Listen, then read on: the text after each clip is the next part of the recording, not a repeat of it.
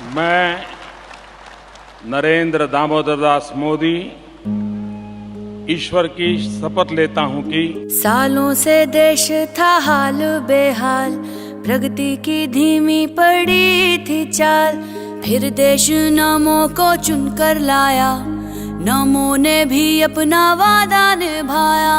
उन्नत देश जो था बस सपना, बस यही था सपना उसका अपना।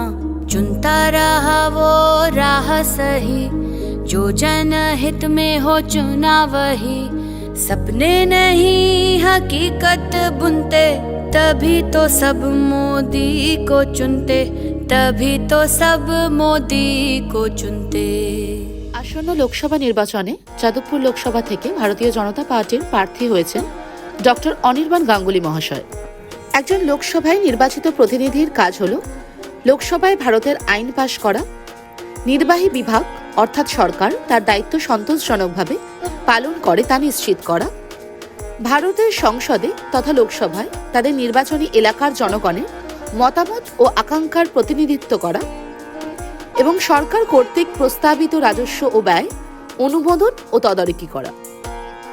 আমাদের প্রার্থী ডক্টর অনির্বাণ গাঙ্গুলি মহাশয় যাদবপুর লোকসভার অন্তর্গত টালিগঞ্জ বিধানসভার ৯৭ নম্বর ওয়ার্ডের বাসিন্দা, ভারতীয় জনতা পার্টির দীর্ঘদিনের কর্মী। ডক্টর গাঙ্গুলি ভারতীয় জনতা পার্টির জাতীয় কর্মসমিতির সদস্য এবং পশ্চিমবঙ্গ প্রদেশের কোর কমিটির সদস্য। তিনি শ্যামাপ্রসাদ মুখার্জি রিসার্চ ফাউন্ডেশনের চেয়ারম্যান। এই প্রতিষ্ঠানটি দলের চিন্তা, বিস্তার ও বৌদ্ধিক ক্ষেত্রে কাজ করে থাকে। তার পরিচালনায় ফাউন্ডেশন জাতীয় এবং আন্তর্জাতিক স্তরে রাজনৈতিক, সামাজিক, সাংস্কৃতিক এবং বৌদ্ধিক চিন্তাধারার বিস্তার ও বিনিময়ের অনন্য সাধারণ প্রতিষ্ঠানে পরিণত হয়েছে। অনির্বাণ বাবু কেন্দ্রীয় শিক্ষা বিভাগের বিভিন্ন প্রতিষ্ঠানের নীতি নির্ধারণের সঙ্গেও যুক্ত। তিনি নিয়মিত সভা সমিতিতে যোগদান ও সামাজিক সেবা কাজে নিজেকে নিয়োজিত রাখেন। পারিবারিক ক্ষেত্রে প্রখ্যাত বিপ্লবী উপেন্দ্রনাথ বন্দ্যোপাধ্যায় তার মাতামহ, পিতামহ দীনেশচন্দ্র গঙ্গোপাধ্যায় একজন কবি। পন্ডিচেরির Aurobindo international centre of education থেকে তার শিক্ষাজীবন শুরু। ভাষা, দর্শন, ইতিহাস, মিউজিক বিষয়ে তার পড়াশোনা। তিনি ইন্টারন্যাশনাল রিলেশন বিষয়ে এমএ ডিগ্রি লাভ করেছেন। মাস কমিউনিকেশন এবং জার্নালিজম বিষয়ে যাদবপুর বিশ্ববিদ্যালয় থেকে ডিপ্লোমা অর্জন করেছেন। এই বিদ্যালয় থেকেই তিনি শ্রী অরবিন্দের শিক্ষা চিন্তার উপর গবেষণা করে পিএইচডি উপাধি অর্জন করেছেন।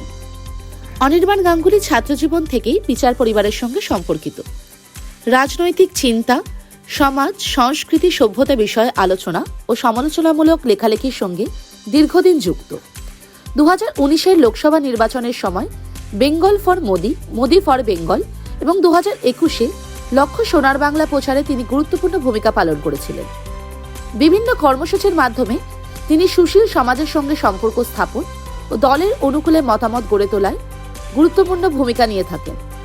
পশ্চিমবঙ্গের বেশ কিছু জেলায় করোনা ও আমফান ইত্যাদি প্রাকৃতিক দুর্যোগে সেবার কাজে তিনি জনসাধারণের কাছে এক অতি পরিচিত মুখ। 2021 সালে বিধানসভা নির্বাচনে তিনি বোলপুর কেন্দ্র থেকে প্রতিদ্বন্দ্বিতা করেছেন। রাজনীতি, সমাজ, শিক্ষা, সভ্যতা বিষয়ে তার বহু লেখা নিয়মিত প্রকাশিত হতে দেখা যায়। তিনি বেশ কিছু গবেষণামূলক গ্রন্থে লেখক ও সম্পাদক।